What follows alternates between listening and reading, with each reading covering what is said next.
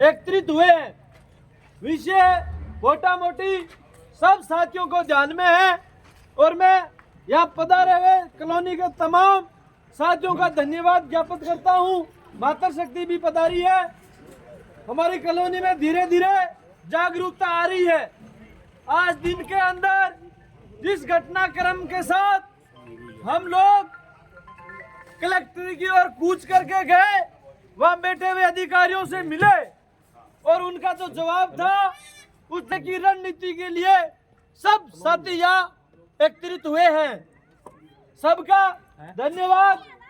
और हमारी संघर्ष समिति के अध्यक्ष, उपाध्यक्ष, सचिव और संरक्षक जी का भी धन्यवाद कि उनके नेतृत्व के अंदर हम सब लोग इस लड़ाई को लड़ने के लिए बड़ी संख्या के अंदर तैयार हुए हैं।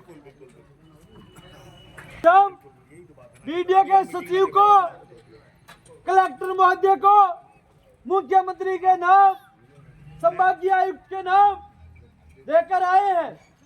उन्होंने जो जवाब दिया है उसके विरोध में हम 2 बजे से लगे हुए हैं कॉलोनी के तमाम साथियों से संपर्क करने के लिए। व्यक्तिगत संपर्क कर रहे हैं, फोन के माध्यम से संपर्क कर रहे हैं और सोशल मीडिया के माध्यम से संपर्क कर रहे हैं। हम कुल सचिव वीडियो के अधिकारी से, मीना जी से मिलते हैं तो हमें कोई संतोषजनक जवाब नहीं मिलता है। एक आश्वासन जरूर मिलता है कि आपको एक मौका दिया जाएगा, परंतु हर 2 से 3 साल के बाद हम लोगों के घर की घंटी को यह प्रशासन बजाता है। क्या हम कोई दूसरे देश के रोहिंग्या है? क्या हम घुसपैठ है? क्या हम बांग्लादेशी है? हम इस देश के नागरिक नहीं है? क्या हमारा इस जमीन पे अधिकार नहीं है? हम लोगों ने रजिस्ट्री करवाई है इस जमीन की, चाहे ये जमीन खातेदारी हो, गैर खातेदारी हो, परंतु हमने इस जमीन का भुगतान सरकार को किया है, राजस्व विभाग को रेवेन्यू दिया है। हमारा अधिकार इस जमीन पे बसने का। ऐसी तमाम कॉलोनियां, रामपुरा हो, इंदिरा कॉलोनी हो, मुक्ता प्रसाद हो, चाहे तिलक नगर हो, तमाम कॉलोनियां इसी बेस पे बसी हुई है। उन कॉलोनियों के पास में तो साथियों सिर्फ एग्रीमेंट के बेस पे बसी है। हमारे पास तो रजिस्ट्री है। ये रजिस्ट्री के कागज लेके खड़े हैं। हम 20 बाई 40 के प्लॉट के 25 से 30 हजार रुपए डीएलसी रेट भरकर बैठे हैं। सरकार वो डीएलसी रेट किस आधार पे हमसे पे कर रही है? क्या उस डीएलसी रेट की कोई वैल्यू नहीं है?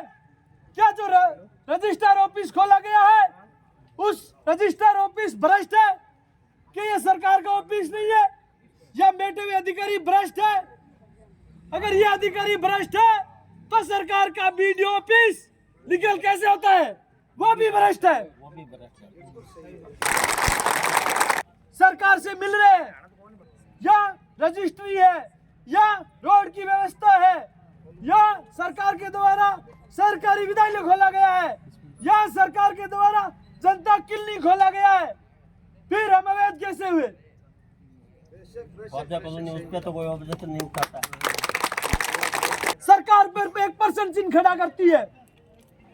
आज सरकार को हम सांकेतिक धरना देकर ये संकेत देकर आए हैं कि सरकार की मशीनरी बैठे हुए आला कमान के अधिकारी इस बात पर पुनः विचार करें। आज के बाद अगर किसी भी साथी के घर को ये हाथ पहुंचाते हैं तो हम बड़ा आंदोलन करेंगे, इस बीकानेर को जाम करेंगे। हम लोग तैयार हैं।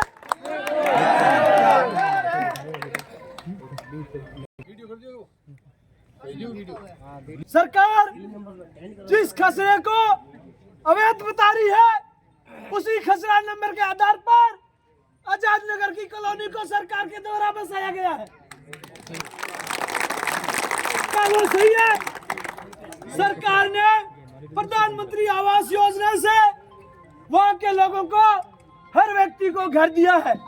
हम तो घर नहीं मांग रहे हैं, हम हमारी मजदूर से घर चुनेंगे पर हमारी रजिस्ट्री है, हमारी जमीन से हमें उजाड़ने का काम सरकार न करे।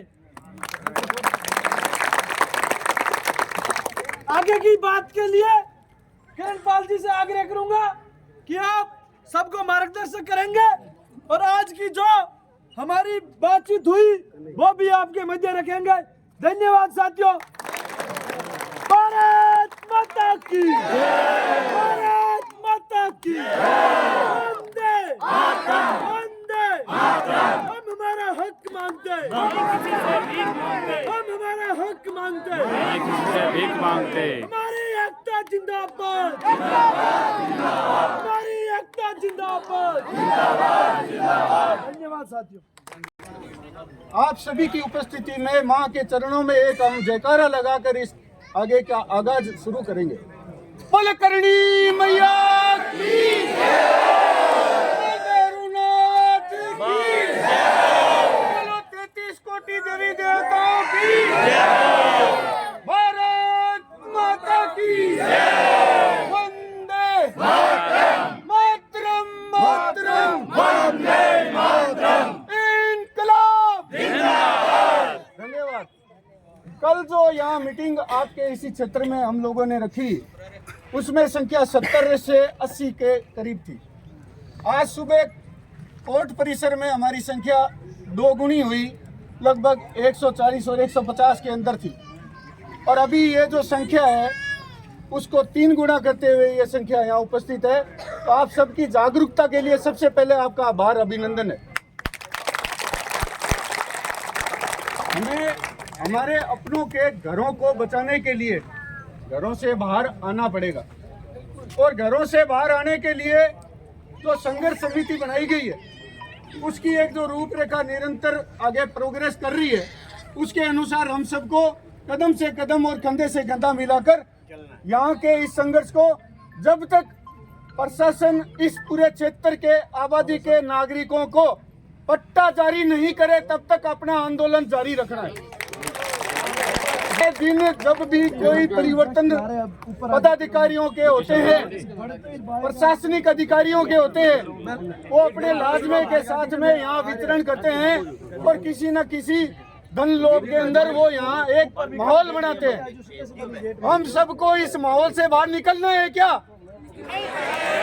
तो ये संख्या आप 5 गुनी कितने दिन में कर दोगे?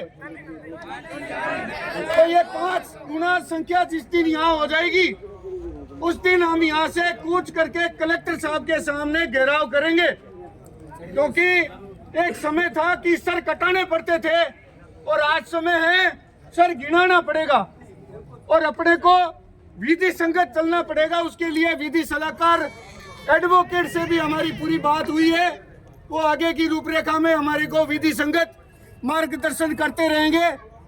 हमारे संघर्ष में किसी भी प्रकार की ऐसी बाधा नहीं आए जिससे हमारे युवा या बुजुर्ग या महिलाएं जो आज प्राइवेट काम करके अपना घर परिवार चला रहे हैं वो किसी समस्या में जाए, लेकिन हमें उस डर को भी कहीं दूर रखना पड़ेगा। और यहाँ पर सबसे पहले लड़ाई लड़ने के लिए धन और बल की आवश्यकता होती है।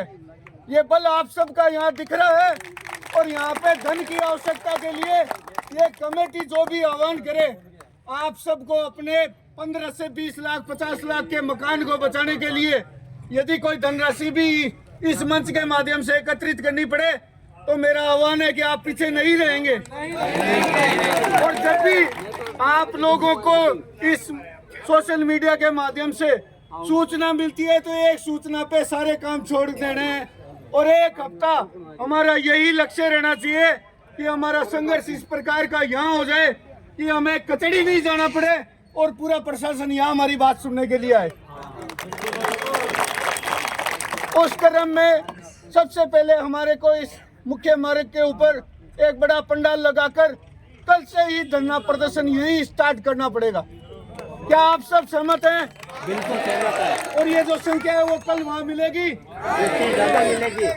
आपकी यही जो हाँ है वो हम सबको एक ऊर्जा प्रदान कर रही है। हम किसी विशेष तबके से नहीं आते, हम आप सबके बीच में ही संघर्षों को लड़के आम जनता की बात को प्रशासन में किस प्रकार से मजबूती से रखा जाए उसका हमने आज एक सांकेतिक धरने के साथ सफल प्रयास किया था, लेकिन वहाँ के जो अधिकारी हैं वो आज पत्रिका और भास्कर में जो समाचार रहे हैं वही लैंग्वेज बोल रहे हैं कि 7 दिन बाद भी हम कार्रवाई करेंगे, तो जो मकान है उनको हम नोटिस जारी करेंगे। और आपको पता है कि जब कहीं नोटिस जारी हो जाता है तो आप कहीं जाने के हकदार नहीं होते हैं। आप सबको समिति के निर्णय के अनुसार एक ऐसा ठोस कदम बढ़ाना पड़ेगा कि हमें न्यायालय में जाके स्टे लाना पड़े तो भी हमारा पक्ष मजबूत रहे। बाकी जो संघर्ष समिति जो आह्वान करेगी, मैं सर्व समाज करणपाल सिंह तन मन धन से हम सब परिवार के साथ हैं और आगे भी रहेंगे। आवश्यकता पड़ी तो मैं 24 घंटे आपकी सेवा में यहाँ उपलब्ध रहूंगा और ये मेरा प्रयास रहेगा कि हमें चाहे 10 दिन लगे, महीना लगे, हमें निराश नहीं होना है। और जितने भी आस पड़ोस के निवासी आपके रह रहे हैं वो यहाँ नहीं पहुँचे, उनको ये सूचना देना आपका कर्तव्य बनता है, आपकी ड्यूटी बनती है कि आप अपनी गली से, अपने पड़ोस से इस संख्या को 5 गुना कल भी कर सकते हैं। तो आप संघर्ष के लिए तैयार हैं? एक निवेदन और करना चाहूंगा आपको कि जब भी कोई संघर्ष होता है तो उसको दिशा भ्रमित करने के लिए कोई उपकरण लगाए जाते हैं। कोई भी युवा, कोई भी महिला शक्ति या कोई भी व्यक्ति सोशल मीडिया पर अभद्र टिप्पणी ना करे। प्रशासन का लाजमा आता है, वो अपना काम करने आ रहा है, उसको करने दीजिए। उसका विरोध प्रदर्शन करने के अलग तरीके। आज प्रशासन ने कहा है कि हमने कोई मकान नहीं तोड़े, लेकिन हमें पता है कि मकान टूटे तभी तो ये संख्या इकट्ठी हुई है। तो हम भी एक फोटोग्राफर को सुबह हायर करके जो हमारी क्षति हुई है उनका वीडियो और फोटो के फुटेज तैयार करेंगे ताकि हमें आगे संघर्ष में वो सबूत के तौर में काम आएंगे। लंबा चौड़ा आगे और बोलने के लिए हमारे पास समय बहुत है, लेकिन हमारा एक ही लक्ष्य होना चाहिए कि जब तक प्रशासन हमें यहाँ पट्टा जारी नहीं कर देता है तब तक ये संघर्ष हमारा जारी रहेगा। और जिस पार्ट ये जो संघर्ष हो रहा है ये संघर्ष समिति के बैनर तले ही रहेगा, चाहे इस संघर्ष की रूपरेखा आगे कितनी ऐतिहासिक बन जाए, उसमें किसी भी पार्टी की विचारधारा या उसका बैनर पोस्टर हम इन्वॉल्व नहीं करेंगे। जिसको समर्थन करना है जनहित का मुद्दा है और जनप्रतिनिधि का काम क्या होता है, जब जनता परेशानी में हो तो वो आकर यहाँ समर्थन दे अपना। क्योंकि इस मोहल्ले के, इस क्षेत्र के शायद वोट निकाय में, पंचायत समिति में नहीं होंगे, लेकिन यहाँ रह रहे सभी के रिश्तेदार बीकानेर के हर वार्ड में और हर विधानसभा में रह रहे हैं। हमें उनका भी सहयोग लेके इस संख्या को इतना बड़ा बना देना है कि आज यदि प्रशासन सोचने पर मजबूर ना हो जाए तो माँ भवानी का आशीर्वाद मिलेगा और हमारी जीत होगी। जय हिंद, जय भारत।